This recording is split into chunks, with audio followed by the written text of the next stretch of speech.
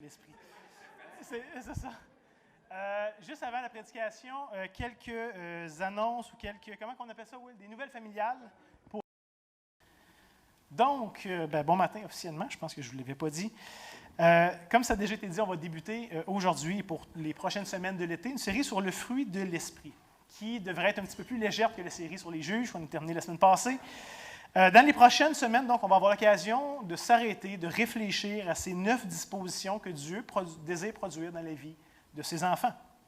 Et ma prière, évidemment, la prière du conseil pastoral, c'est que ça va être un temps enrichissant, ressourçant, édifiant, pour nous permettre de s'arrêter et de voir où est-ce qu'on en est dans nos vies par rapport à notre marche avec le Seigneur, dans ce que Dieu désire produire, ce qu'il produit déjà dans les vies de ses enfants, mais qu'il désire continuer à produire et multiplier ce fruit.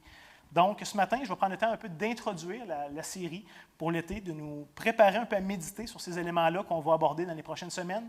Et j'aimerais vous proposer qu'il y a quelques éléments qu'on devrait absolument garder en tête à travers l'été. Et c'est un peu ça mon mandat ce matin. Si on veut vraiment profiter pleinement de cette section-là de la parole de Dieu, je pense qu'il y a certains dangers qui seraient évités ou certaines conclusions hâtives qu'on pourrait avoir, manière de voir, de comprendre la série qui serait à éviter. Mais avant de dire quoi que ce soit, je vous invite juste, prenez quelques secondes pour imaginer à quoi ressemblerait un monde caractérisé par les fruits de l'esprit. Okay, fermez les yeux, on prend 30 secondes, même pas, quelques secondes, et imaginez à quoi ressemble un monde, dans votre quotidien, dans votre vie de tous les jours, à quoi ressemble un monde caractérisé par la joie.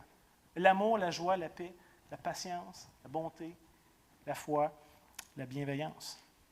À quoi ça ressemble? Imaginez comment ça aurait un impact sur votre lieu de travail. Quel effet ça aurait sur la société de manière large? Quel effet ça aurait sur les lois qu'on aurait à passer dans tout ça? Quel effet ça aurait sur ce qui se passe en ce moment en Ukraine, au Moyen-Orient, un peu partout dans le monde, dans toutes sortes de contextes?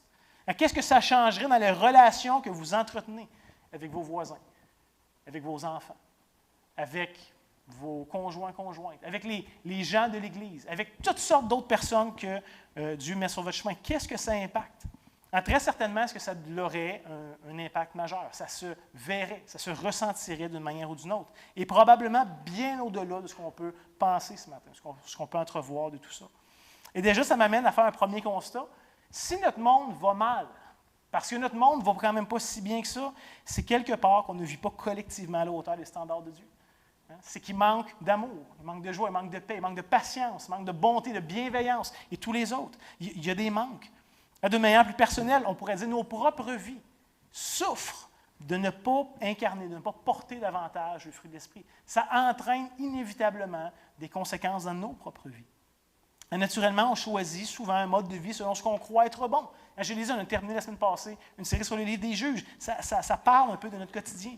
Et à la fin, si ce n'est pas l'Esprit de Dieu qui nous dirige, ça va être inévitablement autre chose. On a des influences, qu'on le veuille ou pas, il y a toutes sortes d'influences autour de nous qui vont nous amener à prendre certains choix plutôt que d'autres, qui vont nous amener à incarner certaines valeurs plutôt que d'autres. C'est inévitable. Ce n'est pas Dieu qui a ce rôle-là, ça va être quelque chose d'autre. Et c'est entre autres un peu le constat que l'apôtre Paul veut nous aider à faire. Que s'il y a une vie qui est dirigée par l'Esprit, c'est qu'il y a aussi une manière de vivre qui peut lui être contraire. Et avec tout ce qu'il y a entre ces deux extrêmes. Et inévitablement, ça va produire des fruits ou des manifestations très différentes de nos propres vies. Donc, j'invite à lire avec moi le texte de Galates, chapitre 5, qui va être un peu le texte référence de l'été. On va lire les versets 16 à 25. Et remarquez un peu le contraste que l'apôtre Paul essaie de faire dans tout ça. Il va dire à partir du verset 16, « Je dis donc, marchez selon l'Esprit, et vous n'accomplirez pas les désirs de la chair. Car la chair a des désirs contraires à ceux de l'Esprit, et l'Esprit en a de contraires à ceux de la chair. Ils sont opposés entre eux, afin que vous ne fassiez point ce que vous voudriez. » Donc, s'il y a un contraste, il y a un gouffre, on ne peut pas faire un tout en faisant l'autre. C'est impossible. Verset 18, « Si vous êtes conduits par l'Esprit, vous n'êtes point sous la loi. Or, les œuvres de la chair sont manifestes. Ce sont l'impudicité, l'impureté, la dissolution, l'idolâtrie, la magie, les inimitiés, les querelles, les jalousies, les animosités, les disputes, les divisions, les sectes, l'envie, l'ivrognerie, les excès de table et les choses semblables. La liste pourrait continuer longtemps. Je vous dis d'avance, comme je l'ai déjà dit, que ceux qui commettent de telles choses n'hériteront point le royaume de Dieu. Mais, verset 22, le fruit de l'Esprit, on l'a lu, on l'a chanté, c'est l'amour, la joie, la paix, la patience, la bonté, la bienveillance, la foi, la douceur, la maîtrise de soi. La loi n'est pas contre ces choses. Ceux qui sont à Jésus-Christ ont crucifié la chair avec ses passions et ses désirs. Si nous vivons par l'Esprit, marchons aussi selon l'Esprit.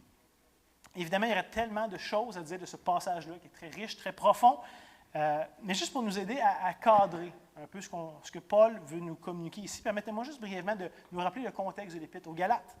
Essentiellement, l'Évangile avait été annoncé par Paul et son équipe à travers toute l'Asie mineure, d'où était la province de Galatie.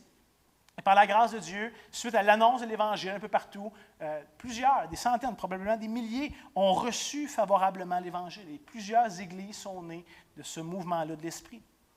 Et quelques années plus tard, donc, ces mêmes églises-là faisaient face à deux dangers bien particuliers, bien pervers, qui gangrénaient, qui menaçaient la pureté et la puissance de l'Évangile dans toutes ces églises, dans toute cette région. Et la lettre de Paul aux Galates a justement pour but d'adresser ces deux dangers-là, ces deux erreurs-là. Et d'un côté, donc, on avait premièrement le légalisme, beaucoup animé par les chrétiens d'origine juive, qui, eux, disaient « la loi est importante. Tu es chrétien, es-tu circoncis? » Et toutes les autres manifestations de la loi. Et ils mettaient l'emphase qu'un vrai chrétien devrait pratiquer la loi mosaïque pour être sauvé, ou du moins pour maintenir son salut, pour être en bon terme avec Dieu. Selon ce point de vue-là, il y avait plusieurs éléments qui dépendaient de nous, qui dépendaient de notre capacité à faire ou à pratiquer la loi, les exigences de Dieu. C'est le premier danger qui était présenté. Mais à l'opposé, il y avait aussi ce qu'on appelle l'antinomisme. Anti-contre, nomis qui vient de la racine nomos, la loi. Ceux qui sont contre la loi, que ceux qui étaient pro-loi et ceux qui étaient contre la loi. Et eux proposaient donc que le chrétien n'est plus sous la loi. Et donc, je peux vivre comme j'ai envie de vivre, selon tous les penchants naturels de mon cœur, puisque de toute façon, je suis sauvé par grâce. Ça ne dépend pas de moi d'aucune manière que ce soit, donc je n'ai pas besoin de répondre d'aucune manière que ce soit. Évidemment, ces deux extrêmes qui sont dangereux, qui sont complètement faux, qui ultimement dénaturent l'Évangile, qui tordent l'Évangile en le privant à la fois de sa pureté, mais à la fois de sa puissance. L'un parce qu'il propose que tout ça repose sur mes performances, sur ce que je dois être capable de faire. Et l'autre parce que je peux être sauvé sans être transformé, sans avoir à vivre d'une manière cohérente avec l'Évangile, sans avoir à vivre avec le caractère de Dieu qui m'appelle à le connaître et à le suivre. Donc, de manière très intéressante, on va voir que la vie de l'Esprit, ce qu'on voit ici présenté par Paul en Galates chapitre 5, répond parfaitement à ces deux extrêmes-là. Premièrement, ça me rappelle que toute la justification, tout le salut sont uniquement l'œuvre de Dieu. C'est Dieu qui est l'initiateur, c'est Dieu qui accomplit tout ça, c'est Dieu qui manifeste tout ça. C'est l'œuvre de Dieu. Et donc, je n'ai ni la capacité ni la puissance de contribuer à quoi que ce soit, à ce que Dieu fait, à mon propre salut. Mais de l'autre côté, c'est un rappel que je ne suis quand même pas déchargé de répondre à l'Évangile en me plaçant sous la gouverne de Christ, en lui portant allégeance. Je ne suis pas déchargé de ça. Donc, il y a une réponse si cohérente à donner suite à l'action de Dieu dans ma vie. Pas pour être sauvé, mais parce que je suis sauvé, parce que je suis uni à Christ, parce que j'ai reçu sa grâce. Et dans le passage qu'on a lu, je ne sais pas si vous voyez de quelle manière Paul répond à ces deux problèmes-là. Premièrement, verset 18, on voit que Paul va répondre aux légalistes. Il va dire, si vous êtes conduits par l'Esprit, vous n'êtes point sous la loi. C'est pas ça qui vous sauve, ça ne contribue à rien à vos mérites devant Dieu. Et au verset 23-24, Paul, c'est-à-dire, va répondre aux antinomiens en leur disant, après avoir fait la liste des fruits de l'Esprit, pour leur dire, la loi n'est pas contre ces choses. De vivre par l'Esprit ne t'amènera pas à briser la loi. Pas que tu es sous cette loi-là, pas qu'elle contribue à un quelconque mérite, mais de vivre par l'Esprit ne vient pas à l'opposé de la loi. Dans verset 24, ceux qui sont à Jésus-Christ ont crucifié la chair avec ses passions, ses désirs. Il y a une réponse cohérente à donner à tout ça. Donc, ceci étant dit, c'était vraiment important de comprendre ici que Paul n'est pas en train de présenter une nouvelle série de lois ou de règles. Ces fameux 9 expressions du fruit de l'Esprit ne sont pas des nouvelles règles, un nouveau standard à atteindre. Ce n'est pas le point. Au contraire, il décrit simplement la nouvelle vie de l'Esprit qui prend place chez les enfants de Dieu, qui ont été régénérés, qui sont nés de nouveau, qui sont habités de la vie de Dieu. Donc, ce n'est pas quelque chose de forcé, ce n'est pas quelque chose de mécanique, ce n'est pas quelque chose que je suis appelé à mettre en place dans ma vie. Et ce n'est surtout pas quelque chose qui devrait être pesant ou contraignant, mais quelque chose qui est naturel, quelque chose qui est organique et qui déborde d'une personne régénérée. Imaginez juste l'image que Paul choisit pour en parler de ça. Il prend l'image d'un arbre qui porte du fruit. C'est décrit quelque chose de naturel qui prend place chez ceux et celles qui sont maintenant habités du Saint-Esprit. Mais ça ne veut pas dire que ça arrive spontanément, que pouf, ça apparaît comme par magie. Parce que le Nouveau Testament nous rappelle aussi à l'opposé, que j'ai la responsabilité de rechercher l'Esprit. J'ai encore cette capacité d'éteindre l'Esprit, de résister à l'Esprit, d'attrister le Saint-Esprit et son œuvre dans ma vie. Donc, il y a cette réalité où l'Esprit m'a régénéré, mais j'ai une responsabilité d'entretenir, d'écouter l'Esprit qui me dirige. Ça nous parle donc ici de quelque chose qu'on devrait naturellement rechercher, désirer comme enfant de Dieu. Pas par contrainte, mais parce que nos cœurs ont été changés, nos cœurs ont été régénérés, nos affections ont été transformées. Et donc, je désire maintenant ce que Dieu désire. Je le vois comme bon, je le vois comme désirable, j'y aspire de tout mon cœur. Donc, retenez ça ce matin, et c'est important, je vais essayer d'y revenir à travers la prédication, mais ça ne dépend pas de nous. Que ce soit très clair, et qu'à travers toute cette série d'été, ce soit clair, tout ça ne dépend pas de nous. Mais en même temps, tout ça ne se manifestera pas dans nos vies d'une manière indépendante de nous. Et ça, c'est important de le comprendre aussi. Et je sais que ça semble paradoxal, pourtant l'Évangile présente très clairement ces deux éléments-là. Pas en contradiction, mais en équilibre les uns avec les autres. Ça ne dépend pas de nous, mais ça ne se manifestera pas sans nous dans notre vie. Et donc, juste avant d'aller ce matin dans la prédication, je vous donne un peu le plan, ceux qui aiment prendre des notes. Il va y avoir 4 points, 4 éléments qu'on va avoir ensemble. René, je pense qu'on l'avait dans le PowerPoint, s'il te plaît, mon frère. Le premier point, c'est le fruit de l'Esprit ne se compartimente pas, ne se subdivise pas. Le deuxième, c'est le fruit de l'Esprit est l'œuvre de l'Esprit. Troisièmement, le fruit de l'Esprit pousse lentement, mais sûrement. Et finalement, quatrième point, le fruit de l'Esprit trouve sa pleine expression en Jésus. C'est vraiment les 4 éléments que j'aimerais marteler ce matin avec vous. Donc, la première chose sur laquelle j'aimerais attirer notre attention, c'est sur le fait que le texte de Galates nous parle du fruit de l'Esprit au singulier. Et sûrement, je me suis déjà trompé en parlant des fruits de l'Esprit, ça arrive tout seul, mais le texte est clair, il nous parle du fruit de l'Esprit singulier. Donc, malgré qu'il y ait une énumération de 9 éléments qui vont suivre, on ne parle pas de 9 choses distinctes, différentes ou indépendantes. Ce n'est pas le cas. Au contraire, ces 9 caractéristiques-là nous présentent une seule et même réalité, un seul et même fruit. Un peu comme un diamant précieux avec plusieurs facettes. Mais toutes ces facettes différentes ne représentent qu'un seul diamant à la base. Donc, n'allons pas faire l'erreur de comprendre, de vivre, de parler de ces éléments-là comme des choses séparées qui n'ont aucun lien entre elles, parce que ce n'est pas le cas. À la fin, ils ont une seule et même source, une seule et même issue, et une seule et même réalité, une seule et même manifestation. Un peu de la même manière que la Bible va parler du péché et des péchés. Christ est mort pour le péché. Le péché nous habite singulier, mais il se manifeste d'une pléiade de façons dans nos vies, sous toutes sortes de folies. Donc, les péchés dépendent du péché, et le péché se manifeste par des péchés. Ça fait-tu du sens? C'est un peu la même chose ici pour le fruit de l'Esprit.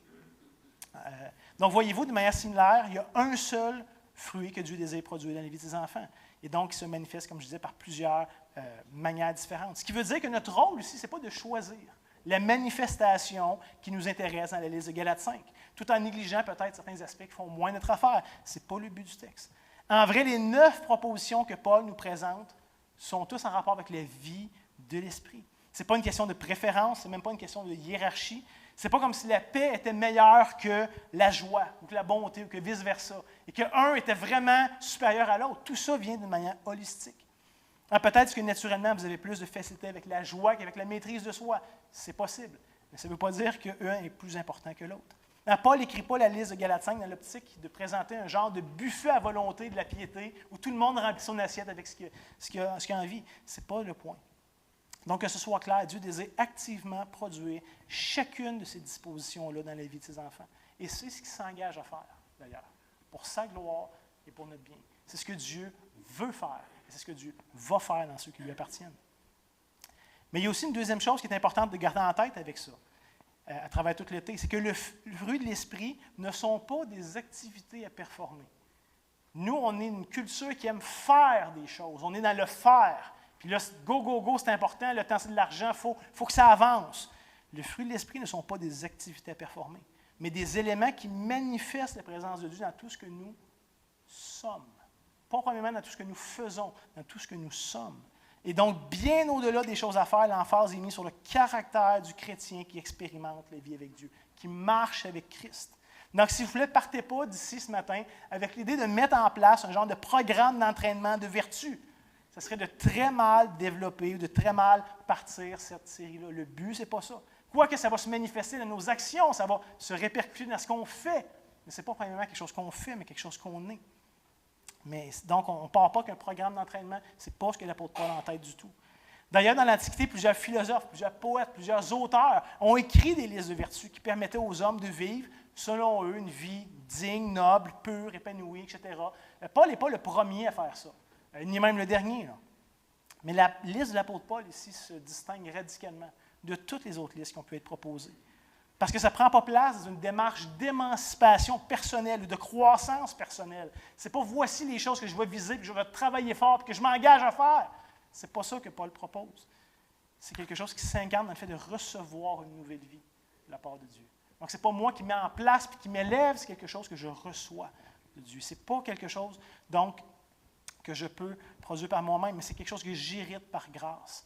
Et en vrai, on pourrait dire, jusqu'à un certain point, que le fruit de l'Esprit est dans ma vie une extension, une conséquence, un prolongement de celui offert par Dieu. Ça fait juste manifester cette vie et cette présence dans les vies de ses enfants. Je l'ai souvent dit, puis je le répète, mais l'Éternel nous sauve tel qu'on est. Il n'y a pas de condition pour venir à Christ. Mais une fois qu'on vient à lui, Dieu nous aime trop pour nous laisser comme on est. Il va produire quelque chose, il va nous transformer. Depuis le jour de notre conversion jusqu'au moment où on va revêtir un corps incorruptible, Dieu désire et Dieu s'engage à nous transformer à la stature parfaite de son Fils bien-aimé. Ça, c'est l'agenda de Dieu pour nos vies. Et c'est ce qu'il va parfaire un jour dans l'éternité, parce que Christ va revenir. Bon, ça, on en reparle dans quelques minutes. Ce qui nous amène à notre deuxième point ce matin. Le fruit de l'Esprit, c'est l'œuvre de l'Esprit. On pourrait dire, bien, c'est évident. Mais je vous dis, dans notre culture, on est prompt à se mettre au centre de l'équation pour vouloir faire des choses. Mais le fruit de l'Esprit, c'est l'œuvre de l'Esprit. Ce n'est pas le fruit du chrétien, ce n'est pas l'œuvre du chrétien, c'est le fruit de l'Esprit. Ce qui veut dire que la liste de Galates 5 n'est pas quelque chose qu'on peut produire par nous-mêmes à travers nos efforts et notre discipline. Je ne suis pas en train de dire qu'il ne faut pas faire d'efforts et que la discipline, c'est mauvais. Il n'y a rien de ça que je suis en train de dire. Mais je suis en train de vous dire qu'ultimement, ça ne se passe pas par nous. Du moins pas d'une manière durable, qui plaise à Dieu, qui va porter du fruit jusque dans l'éternité, qui va exalter Christ jusque dans l'éternité. Il y a plein de gens qui peuvent travailler fort pour avoir une meilleure maîtrise de soi. Et c'est une bonne chose. Mais étant détaché ou déconnecté de la source, qui est l'Esprit de Dieu, qui travaille, qui produit cette nouveauté de vie, c'est un effort charnel. Hein? Imaginez, ce serait comme essayer de produire un fruit naturel, mais avec des machines dans une usine. D'essayer de vouloir le produire par nous-mêmes, ce serait l'équivalent de vouloir produire artificiellement des fruits naturels. Peut-être qu'on a la technologie aujourd'hui pour faire ça, j'en sais rien. Quelque chose peut-être qui ressemblerait extérieurement, mais je doute fortement que ce soit la même chose. Je doute fortement que c'est le même goût, je doute fortement que c'est les mêmes valeurs nutritives. Essentiellement, on ne peut pas artificiellement produire quelque chose que la nature fait naturellement. Donc, d'essayer de produire les fruits de l'Esprit par notre propre force revient à surestimer grandement notre capacité dans la chair. Et c'est surtout, quelque part, une tentative de magnifier notre chair, de magnifier notre justice propre. Dieu t'aime ça, regarde, je vais travailler très fort, puis je vais te l'offrir. Dieu dit non. Tu n'avais ni la puissance de te sauver, ni la puissance de te régénérer, ni la puissance de produire ça. C'est moi qui vais le faire en toi. Et je vous rappelle donc que Paul désire présenter cette vérité-là en utilisant la métaphore d'un arbre qui porte du fruit.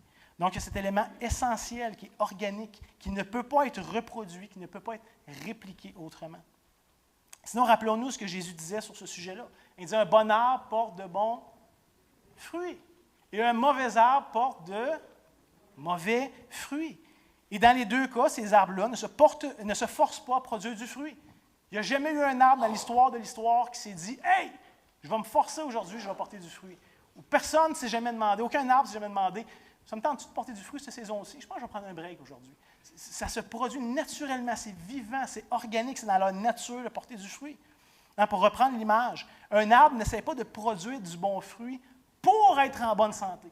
Un arbre malade, tu ne te dis pas, hey, j'ai le goût de bien aller, moi, aujourd'hui, je vais porter du bon fruit et donc je vais être en santé. Ce n'est pas pour ça. Un arbre ne produit pas de bons fruits pour être en bonne santé, mais il va produire du bon fruit. Pourquoi? Parce qu'il est en bonne santé. Ça va découler de lui-même. À l'inverse, un arbre mauvais ne sera pas en mesure de porter du bon fruit, justement parce qu'il est en mauvaise santé. Ça va de pair ensemble. Les fruits sont la manifestation de l'état de l'arbre. Donc, l'arbre n'est pas mauvais parce qu'il porte du mauvais fruit, mais les mauvais fruits sont la manifestation, la démonstration du mauvais état de l'arbre. Et c'est tellement important de faire cette distinction-là, cette nuance-là. Sinon, on se met un fardeau qui ne nous appartient pas. Et il y a vraiment une dimension, c'est l'œuvre de Dieu qui agit en nous par le Saint-Esprit. Et il y a quelque chose dans tout ça qui ne nous appartient pas du tout. C'est l'idée que si Dieu habite en nous, il va inévitablement avoir une transformation, où Dieu va manifester sa vie, manifester sa puissance, sa présence à travers ses enfants. Et c'est donc pas quelque chose de prévisible, de calculable, qui se force ou qui se manipule. C'est l'œuvre de Dieu. Et on ne peut pas reproduire l'œuvre que Dieu seul peut faire. Mais, parce qu'il y a toujours un mais, la bonne nouvelle, c'est que si vous êtes régénérés, si vous êtes unis à Christ, vous allez porter du fruit. C'est inévitable. Vous allez porter du fruit, ça va se faire organiquement. Vous rappelez-vous comment Jésus enseignait même sur ce thème-là, bien avant Paul en Galates 5. On lit en Jean 15, ça a été lu d'ailleurs ce matin durant la liturgie, mais Jean 15, les versets 1 et 5, où Jésus va dire « Je suis le vrai cep, le vrai tronc, la vraie vigne, et mon Père est le vigneron. Tout sarment qui est en moi et qui ne porte pas de fruit, il le retranche. Et tout sarment qui porte du fruit, il l'amène. Pourquoi? Afin qu'il porte encore plus de fruits. Déjà, vous êtes purs, à cause de la parole que je vous annonçais. Demeurez en moi et je demeurerai en vous. Comme le sarment ne peut de lui-même porter du fruit s'il n'est attaché au cep, ainsi vous ne le pouvez non plus si vous ne demeurez en moi. Jésus va dire, je suis le cep, je suis le tronc, je suis la vigne. Vous êtes les sarments ou les branches, les extensions. Celui qui demeure en moi et en qui je demeure porte beaucoup de fruits, car sans moi, vous ne pouvez rien faire. Et ici, ce n'est pas juste la belle poésie abstraite, là. Jésus est très au courant de ce qu'il dit. Sans moi, vous ne pouvez rien faire. Et c'est littéral. Pas qu'on ne peut pas faire plein de niaiseries ou mettre beaucoup d'efforts dans plein de choses, mais ultimement rien qui va passer l'épreuve du feu, qui va le glorifier jusque dans la vie éternelle, ça passe par lui. Évidemment, il y a beaucoup de vérités importantes de ce texte de Jean 15 qui est comme secondaire à notre sujet cet été. Mais l'emphase que j'aimerais mettre, c'est sur cet aspect essentiel de demeurer en Christ. Combien de fois c'était répété en seulement quelques versets? Demeurer en Christ, d'être connecté au cep, de bénéficier de sa sève, de la vie qui provient du tronc pour pouvoir ultimement porter du fruit. D'être déconnecté de cette sève-là. Vous pouvez être une branche très en santé, coupez-la. C'est une question de temps avant qu'elle sèche, qu'elle fane, puis qu'elle soit sans vie. Là, ça nous parle ici de l'union spirituelle que le chrétien a avec Christ, avec Jésus. Et Paul le mentionne avec un langage similaire, d'ailleurs, en Romains 6, cette idée d'être unis à Christ. Lui en nous, nous en lui, dans cette union très profonde, presque mystique. Paul va dire en Romains 6, les versets 4 à 6, remarquez le langage. Il dit, nous avons donc été ensevelis avec lui par le baptême en sa mort, afin que comme Christ est ressuscité des morts pour la gloire du Père, de même, nous aussi, nous marchions en nouveauté de vie. Remarquez le verset 5. En effet, si nous sommes devenus une même plante avec lui, si on était greffés à lui, c'est cette image que pourtant Jésus nous parlait en Jean 15. En effet, nous sommes devenus une même plante avec lui par la conformité à sa mort. Et nous le serons aussi par la conformité à sa résurrection, sachant que notre vieil homme a été crucifié avec lui, afin que le corps du péché fût détruit, pour que nous ne soyons plus esclaves du péché. Paul est catégorique par rapport à l'antinomisme. On n'est pas sans loi. On n'est plus esclaves du péché. Donc, voyez-vous maintenant cette réalité où pour tous ceux et celles qui sont nés de nouveau, notre vie était unie à celle de Christ.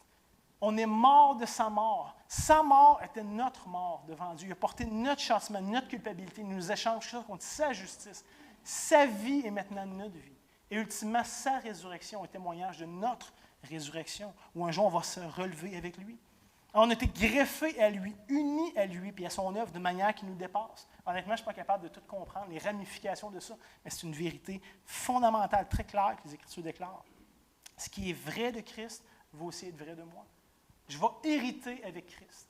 Je vais régner avec Christ. Tout ce qui est vrai de Christ va aussi être vrai de ceux qui sont unis à lui.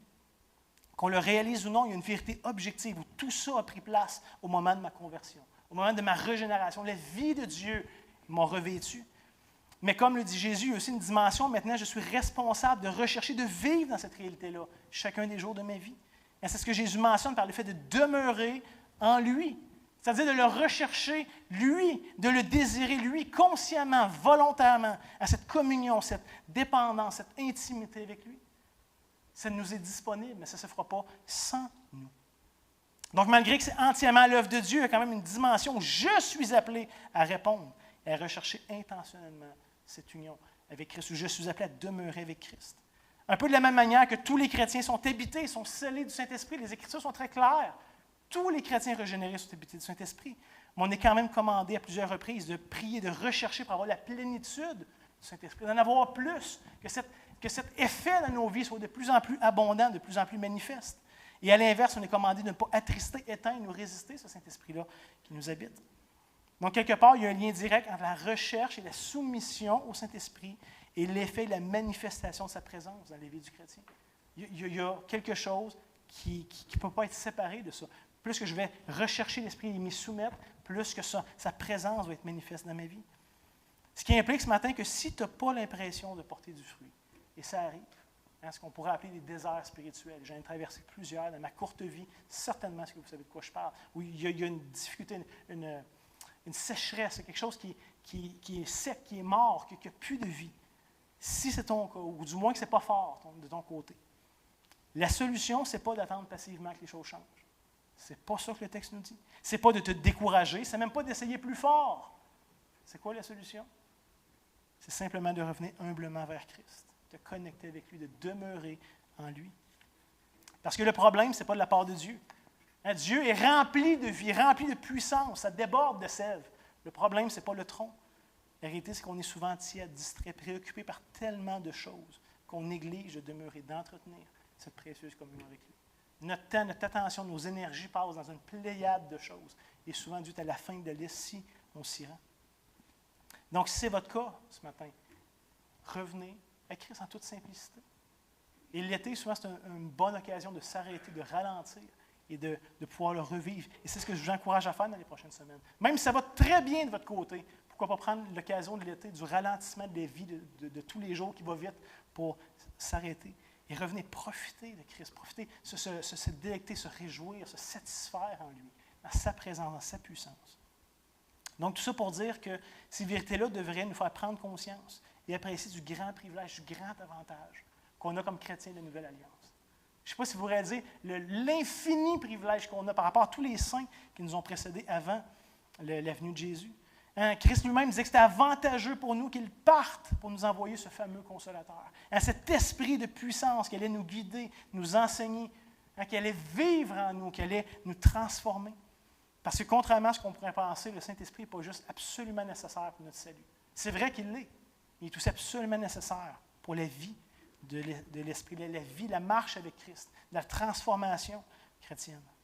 Et contrairement à ce que les Galates pensaient, Paul va leur dire, vous avez commencé par l'Esprit, vous pensez que vous allez finir ça par la chair. Êtes-vous fous? C'est littéralement ce que Paul leur dit. Contrairement à ce que les Galates pouvaient penser, notre seule responsabilité, ce n'est pas de travailler plus fort, ce n'est pas d'être négligent, c'est de demeurer unis au cep.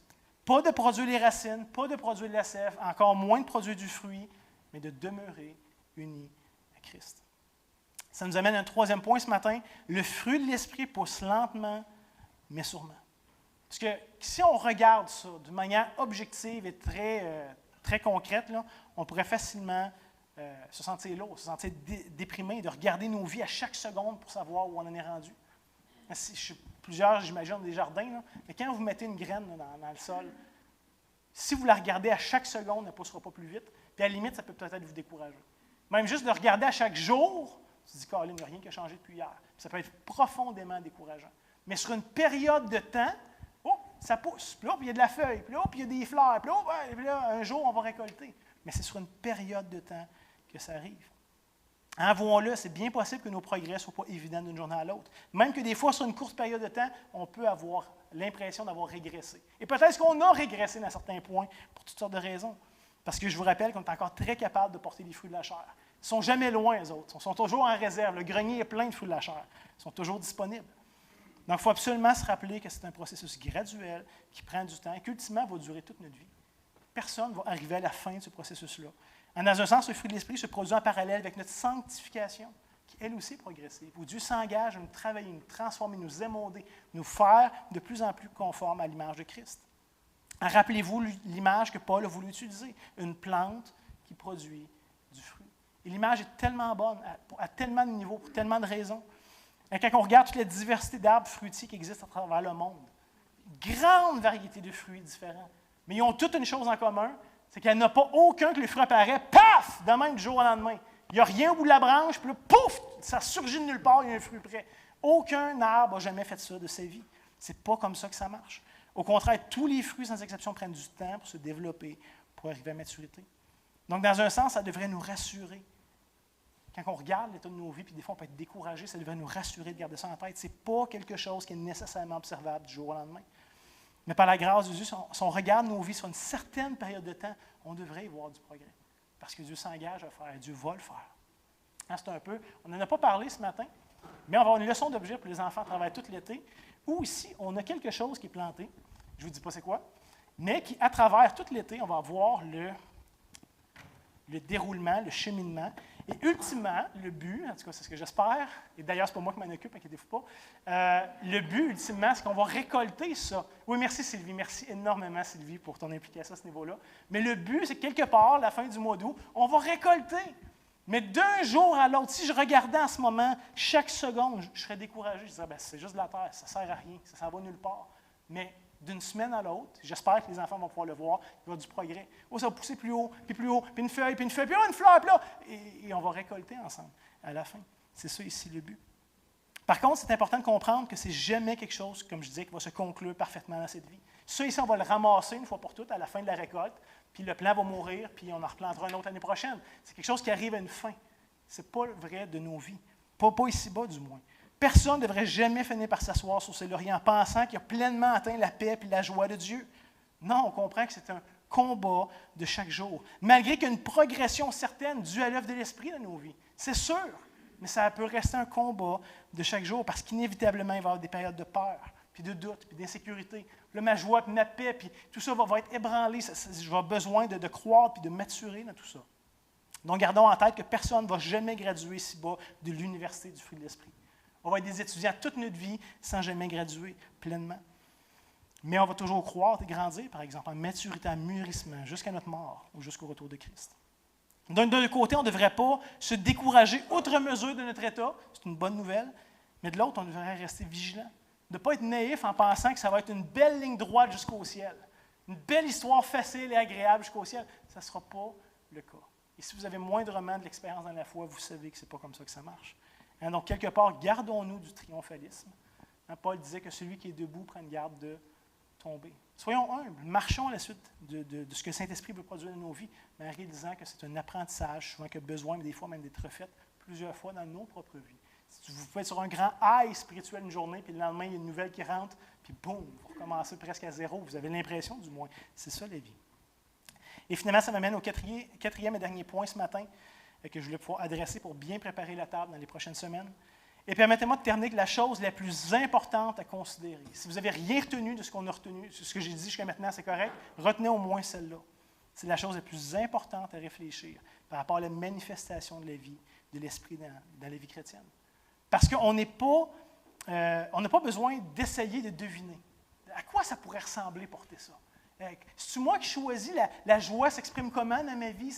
Non, ce qui est extraordinaire, c'est que même là, on n'est pas laissé à nous-mêmes. On n'a pas besoin de découvrir à quoi ça ressemble de vivre le fruit de l'Esprit dans la vie de tous les jours. Christ a été le modèle parfait de celui qui a incarné la vie par l'Esprit dans tous les aspects de sa vie. Donc, dans un sens, ici, ce n'est pas quelque chose de théorique. Ce n'est pas quelque chose d'utopique que Paul dit. On aimerait ça, vivre le fruit de l'Esprit, mais oubliez ça, ça ne marche pas. Notre chair est trop crasse. Ce n'est pas ça. C'est une réalité tangible qui peut devenir vraie, qui peut prendre de plus en plus de place dans notre réalité humaine. Jésus étant l'archétype, le modèle par excellence de la juste manifestation du fruit de l'Esprit.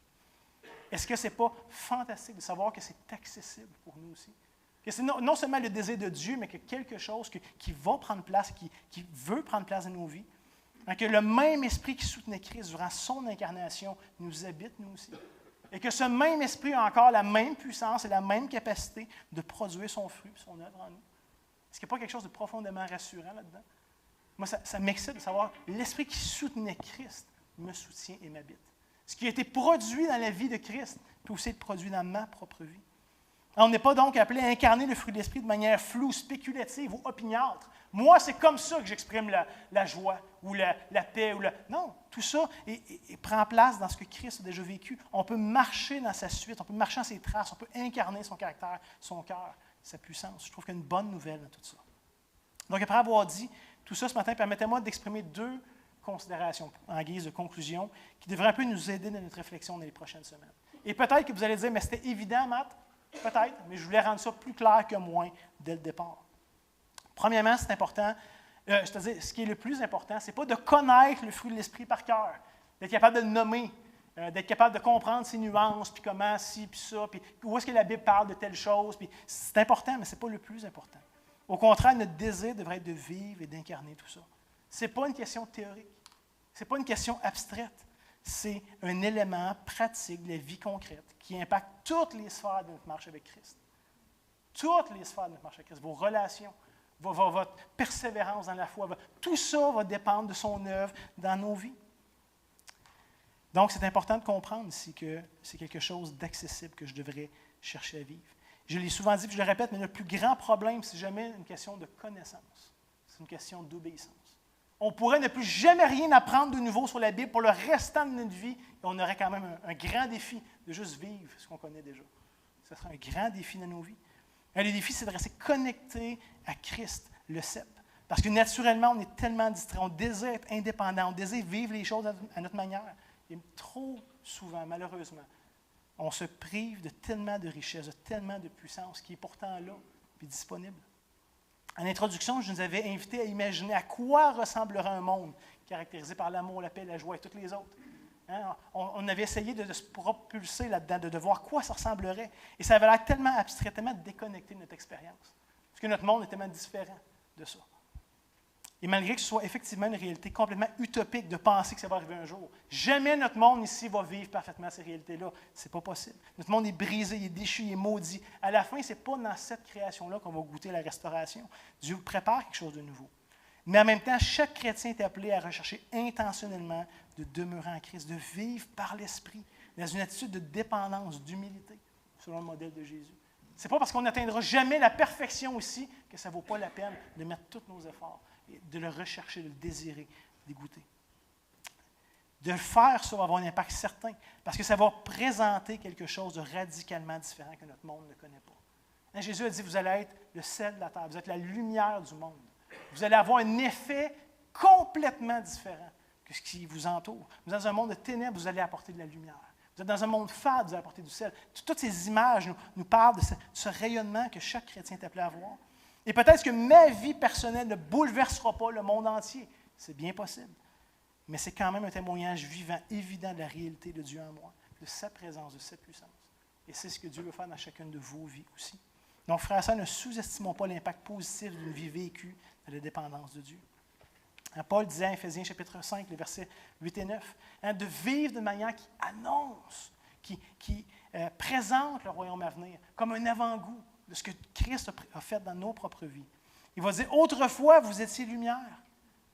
Vous étiez ténèbres, excusez. Et maintenant, vous êtes lumière dans le Seigneur. Marchez comme des enfants de lumière. Car le fruit de la lumière, ce n'est peut-être pas le fruit de l'esprit, mais on comprend qu'il y a quelque chose de similaire. La manifestation du Dieu qui est lumière dans nos vies consiste en toutes sortes de bonté, de justice, de vérité. Il y a quelque chose qui est appelé à rayonner à travers ça. Ce qui m'amène à la deuxième et dernière chose que j'aimerais mentionner en guise de conclusion. Concrètement, là, comment est-ce qu'on peut, chacun d'entre nous, rechercher ça dans les prochaines semaines? Parce que c'est une chose de dire, « Hey, c'est le fun, on va prêcher là-dessus, puis on aspire à ça, puis on désire, puis concrètement, ça va se faire comment? » Pour ceux d'entre vous qui aspirez, on commence par où? Je pense que la première étape est une réalisation de notre état actuel. Où est-ce qu'on en est? Sûrement qu'on n'est pas où est-ce qu'on pourrait être. Il y aurait plus. Enfin, c'est une réalisation de notre état actuel et un désir de plus. Si vous ne désirez pas plus, vous ne ferez pas d'effort. Il n'y a rien qui va être mis en place pour ça. Donc, de réaliser où est-ce que je suis face à ce que Dieu m'a dit dans sa parole. Et est-ce que je suis satisfait de ça? Est-ce que je désire plus? Parce que, frères et sœurs, je suis pas mal sûr qu'on n'a pas réussi à épuiser toutes les vies, toute la puissance, toute la grâce de Dieu. Et je suis tout aussi convaincu qu'on n'a pas fait le tour de tous les moyens de grâce qui mettent à notre disposition pour notre bien, pour notre transformation. Je pense qu'il y a encore de la place pour plus. Et à moins qu'on aspire à plus, on ne le recherchera pas. Donc, pourquoi pas prendre l'opportunité de réserver du temps dans les prochains jours, dans les prochaines semaines, à travers l'été, pour avoir des temps de prière, des temps de lecture, des temps de méditation, des temps de connexion avec Christ intentionnels. Pas juste quand ça donne, quand je suis sur la route. Non, intentionnellement, Seigneur, tu es désirable, je t'aime. Je te désire, tu es excellent. J'ai besoin de te connaître plus, de te connaître mieux. puis de s'arrêter, de le rechercher. C'est ce que Dieu désire pour nous, mais ça ne se fera pas sans nous. Pourquoi pas prendre l'occasion de prier une prière du genre « Seigneur, produis davantage ta présence dans ma vie. Fais mûrir ton fruit en moi jusqu'à ce que Christ soit pleinement formé. Permets-moi de te connaître plus intimement, de marcher avec toi de manière qui témoigne de ta présence, de ta puissance, de ta gloire dans ma vie, afin que tu rayonnes autour de moi. » Pensez-vous que Dieu va résister à ce genre de prière-là? Je vous garantis que c'est le genre de prière que Dieu aime répondre. En terminant ce matin, j'aimerais terminer justement par un mot de prière, mais nous laisser chacun l'occasion de répondre à Dieu. Dans le silence de vos cœurs, qu'est-ce que vous aspirez cet été? Qu'est-ce que vous aimeriez mettre devant le Seigneur? Qu'est-ce que vous aimeriez lui exprimer face à tout ça? Donc, je laisse quelques secondes, prier dans le silence de vos cœurs. Après ça, je vais terminer avec une prière inspirée de John Stott.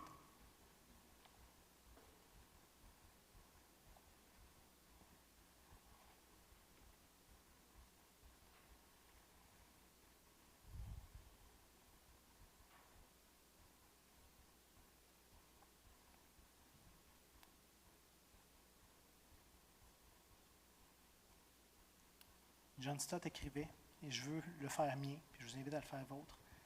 Père céleste, je te prie pour qu'en ce jour, je vive en ta présence, que je te sois de plus en plus agréable. Seigneur Jésus, je te prie pour qu'en ce jour, je prenne ma croix et que je te suive avec un zèle renouvelé.